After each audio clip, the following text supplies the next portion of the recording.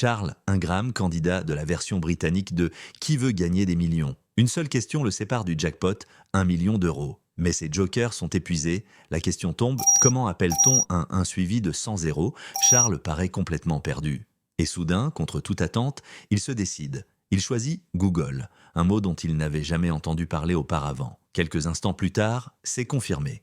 Il vient de remporter la somme maximale. Le public exulte, mais ce triomphe n'était qu'une illusion. Charles Ingram n'allait jamais toucher cet argent, car derrière sa victoire se cache l'une des plus célèbres tricheries de la télévision britannique. Avec sa femme Diana et un complice dans le public, il avait mis au point un stratagème audacieux. Mais comment fonctionnait leur plan? Qui veut gagner des millions est un format mondialement connu. En France, il est associé à Jean-Pierre Foucault, en Allemagne à Günther Jauch, et il existe dans plus d'une centaine de pays.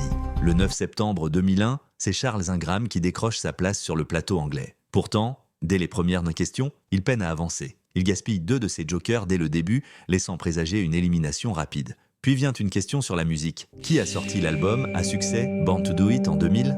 La réponse est évidente. Craig David. Mais Charles n'en a aucune idée. Il utilise son dernier joker, le 50-50. 2 options restent affichées. A1 et Craig David.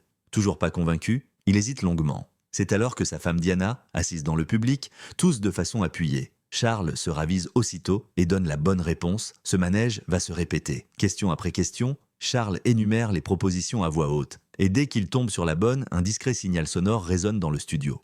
Un tout-sautement provenant tantôt de Diana, tantôt de Tequan Whitlock, un autre candidat assis dans le public. La veille, les 3 avaient mis au point ce code. Charles n'avait qu'à passer en revue les réponses et attendre le signal. Grâce à cette méthode, il franchit tous les paliers jusqu'à décrocher la fameuse question à 1 million. La réponse, Google, lui est ainsi soufflée. Devant les caméras, Charles est acclamé comme le nouveau millionnaire de l'émission. Mais en coulisses, plusieurs membres de l'équipe doutent déjà. Les enregistrements audio sont épluchés et les preuves deviennent accablantes. Chaque bonne réponse est précédée d'un tout suspect. Le verdict tombe. Charles et Diana Ingram, ainsi que leur complice Tequan Whitlock, sont jugés coupables de fraude. Condamnés à des peines de prison avec sursis et à de lourdes amendes, ils perdent toute crédibilité. Et pourtant, ils n'ont jamais cessé de clamer leur innocence. Whitlock affirmait avoir toussé près de 200 fois pendant l'émission, mais sans intention particulière. Charles, de son côté, assure qu'il n'a jamais perçu ces signaux. Même l'animateur Chris Tarrant déclare n'avoir rien remarqué. Malgré ces arguments, l'opinion publique reste persuadée qu'il s'agit bien d'une tricherie. Ironie du sort, ce scandale fit des Ingram des figures médiatiques. Devenus B-célébrités, ils participèrent ensuite à d'autres jeux télévisés et à des émissions de télé-réalité. Mais leur nom reste à jamais associé à l'une des plus incroyables escroqueries de l'histoire de la télévision. 1 million d'euros, presque remporté. Grâce à un stratagème aussi simple qu'audacieux, un simple tout-sautement.